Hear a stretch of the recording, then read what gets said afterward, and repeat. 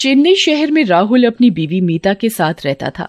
मीता की मां की तबीयत खराब होने के कारण राहुल अपनी बीवी मीता को उसके मायके छोड़ देता है। मीता अपने मायके कुछ 15 दिनों के लिए अपनी मां की देखभाल करने जाती है। मीता अपने मायके में अपनी मां की बहुत सेवा और देखभाल करने के बाद जब उसकी मां की तबीयत ठीक हो जाती है तो अपने पति राहुल को फोन करती है। हेलो जी, कैसी हो तुम मीता? घर पर सब ठीक है ना? तुम्हारी माँ की तबीयत कैसी है? जी, घर पर सब ठीक है और माँ की तबीयत भी बिल्कुल ठीक हो गई है। मैंने इसीलिए आपको फोन किया था। माँ अब बिल्कुल स्वस्थ है, तो अब मुझे लगता है कि मुझे अपने घर आ जाना चाहिए। मैं यहाँ बहुत दिन रुक गई हूँ। ऐसा करो, आप मुझे यहाँ लेने आ जाओ। ठीक है, मैं कल ही तुम्हें लेने आ जाऊंगा। तुम सब पैकिंग करके तैयार रखना। जी ठीक है, मैं आपका इंतजार करूंगी। राहुल अगले ही दिन मीता को उसके मायके से लेने चला जाता है। मीता और राहुल घर से बाहर अपने घर जाने के लिए निकल ही रहे होते हैं कि तभी मीता की माँ बोल पड़ती है। बेटा राहुल, ध्यान से जाना, रात भी काफी हो गई है और आज वैसे भी अमावस्या है। अमावस्या की रात को भूत प्रेत का साया बहुत ज्यादा होता है। तुम दोनों बिल्कुल ध्यान से जाना, बल्कि मैं तो बोलूंगी तुम आज रात यहीं रुक जाओ, कल सुबह जल्दी निकल जाना। अरे नहीं माँ, मैं अब यहाँ बहुत दिन रुक गई हूँ। कोई नहीं, हम आज ही चले जाएंगे ध्यान से। देख लो बेटा, बस कुछ ही घंटों की बात है। रात बहुत ज्यादा हो गई है और तुम्हें जाना भी दूर है। बीच रास्ते में जंगल भी पड़ता है। वो सुनसान जगह बहुत डरावनी है। मैं तो तुम्हें यही बोलूंगी कि तुम आज रात यहीं रुक जाओ। नहीं माता जी, आप ज्यादा परेशान न हो। हम दोनों सही सलामत घर पहुंचकर आपको फोन करके बता देंगे। राहुल और मीता की माँ की बात नहीं सुनते और घर की तरफ निकल पड़ते हैं। बीच रास्ते में जंगल में एकदम से राहुल की गाड़ी खराब हो जाती है। अरे ये क्या हो गया मेरी गाड़ी को? अभी ही इसे खराब होना था क्या? अंधेरा भी इतना हो गया है। तभी मीता अपनी घड़ी में समय देखती है। घड़ी में 12 बजे होते हैं। क्या हुआ है जी हमारी गाड़ी में? देखो ना कितनी रात हो गई है। यहाँ तो जंगल में दूर दूर तक कोई नजर नहीं आ रहा। हम किससे मदद की गुहार लगाएंगे? तुम ठीक कह रही हो मीता। मुझे फोन करके यहाँ अब किसी को बुलाना पड़ेगा, तभी हम यहाँ से निकल सकते हैं। राहुल अपनी जेब से अपना फोन निकालता है। वो फोन को देखता है और हैरान और परेशान हो जाता है। ओहो, अरे क्या यार, फोन में नेटवर्क भी नहीं आ रहे। अब हम यहाँ से कैसे निकलेंगे? राहुल मीता को बोलता है। अरे मीता, तुम अपने फोन में देखना एक बार, नेटवर्क आ रहे हैं क्या? क्या पता तुम्हारा फोन कॉल लग जाए। मीता भी अपने पर्स से अपना फोन निकालती है। जी, मेरे फोन में भी नेटवर्क नहीं आ रहे। मीता अपने फोन में नेटवर्क देखने के लिए फोन निकालती है। तभी वो एक बहुत अजीब चीज अपने फोन में देखती है। मीता ये देख बहुत बुरी तरह से डर जाती है।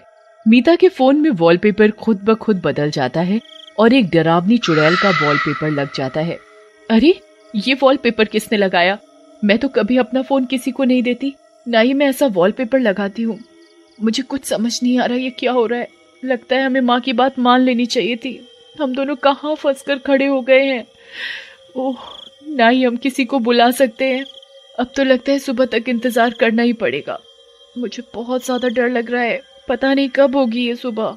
मीता ऐसे बोल ही रही होती है कि तभी राहुल की गाड़ी की लाइट खुद ब खुद जल जाती है। ये देखकर मीता और राहुल बहुत खुश हो जाते हैं। अच्छी देखो, हमारी गाड़ी खुद ब खुद चालू हो गई है। हमें यहाँ से जल्दी निकलना होगा कि इससे पहले गाड़ी फिर से खराब हो जाए। तुम बिल्कुल सही कह रही हो मीता। चलो हम जल्दी से यहाँ से निकल चलें। ये जंगल बहुत डरावना है।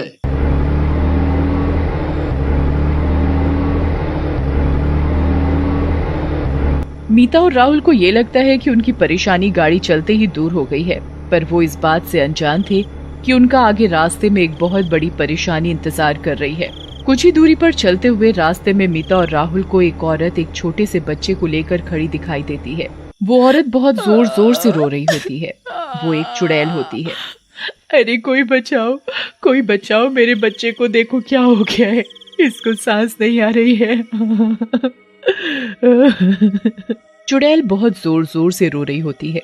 चुड़ैल को रोता देखकर राहुल, अरे देखो मीता, यहाँ रास्ते में ये औरत फंस गई है। इसका बेटा बहुत बीमार है। यहाँ दूर दूर तक इसकी मदद करने वाला कोई नहीं है। जी हाँ, आप सही कह रहे हो। हमें इसकी मदद करनी चाहिए। इसका बेटा बहुत बीमार सा लग रहा है। राहुल चुड़ैल के आगे अपनी गाड़ी रोकता है। कोई बचा लो, कोई बचा लो, मेरा बेटा बहुत बीमार है साहब, मुझे पास के किसी हॉस्पिटल में छोड़ दो, आपकी बहुत मेहरबानी होगी। ठीक है, तुम परेशान मत हो, मैं तुम्हें रास्ते में कोई नजदीकी हॉस्पिटल में छोड़ दूंगी। चुड़ैल मीता की गाड़ी में बैठ जाती है। बीच रास्ते में चुड़ैल का बच्चा जोर जोर से रोने लगता है।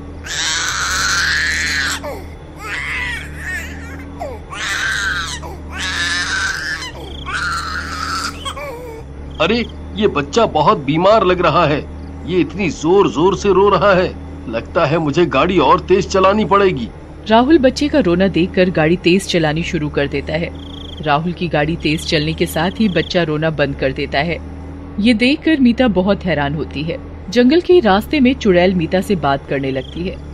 मैं बहुत देर से आपका इंतजार कर रही थी, मेरा बेटा बहुत बीमार था, बहुत जोरों से रो रहा था। आपकी बीच रास्ते में गाड़ी खराब हो गई थी ना, इसी चक्कर में आप मेरे तक आने में थोड़ा लेट हो गए, नहीं तो अभी तक हमने ये जंगल पार ही कर लिया होता।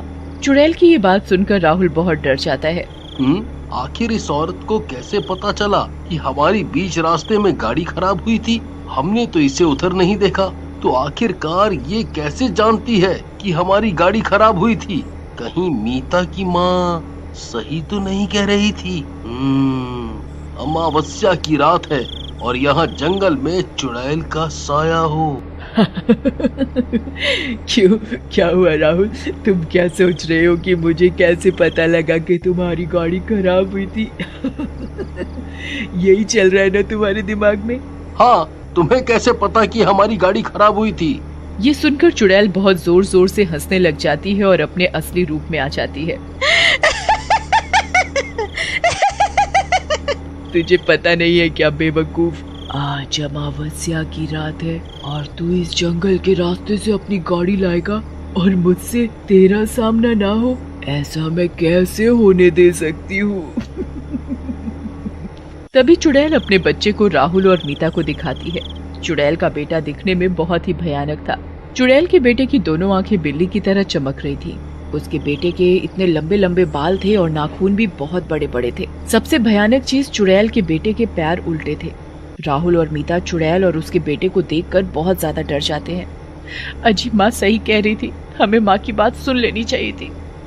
ये चुड़ैल धोखे से हमारी गाड़ी में बैठ गई है, अब हम इससे कैसे छुटकारा पाएं? चुड़ैल और उसका बेटा मीता की बात सुनकर बहुत जोर जोर से हंसने लग जाते हैं। आज की रात तो मुझे कैसे भी करके एक इंसान जिंदा मारना ही होता है, इससे ही मेरी शैतानी शक्तियाँ बढ़ेंगी और आज एक नहीं दो इंसानों की मौत होगी मेरे हाथों से। आज तो डबल हो जाएंगी मेरी शक्तियाँ। आज तो इन दोनों मियाँ बीवी की मौत मेरे हाथ एक साथ है। चुड़ैल जैसे ही अपना हाथ मीता की तरफ मारने के लिए उठाती है, तभी मीता बहुत जोर जोर से हनुमान चालीसा पढ़ने लग जाती है। जय हनुमान ज्ञान गुण सागर, जय कपीस तिहु लोक उजागर, रामदूत अतुलित बल धामा, अंजनी पुत्र पवन सुत नामा। जय हनुमान ज्ञान गुण सागर, जय कपीस तिहु लोक उजागर, रामदूत अतुलित बल धामा, अंजनी पुत्र पवन सुत नामा।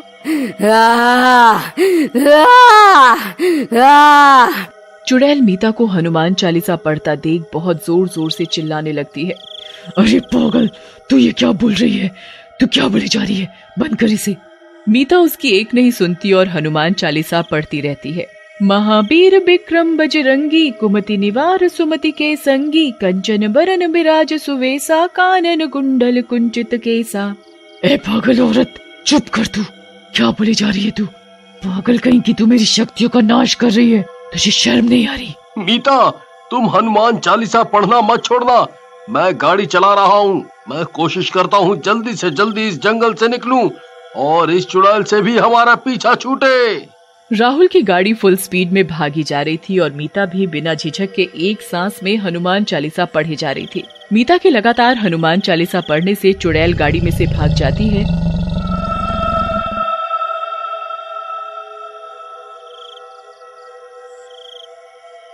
और कुछ ही देर में मीता और राहुल उस जंगल और चुड़ैल से अपना पीछा छुड़ाकर अपने घर पहुंच जाते हैं।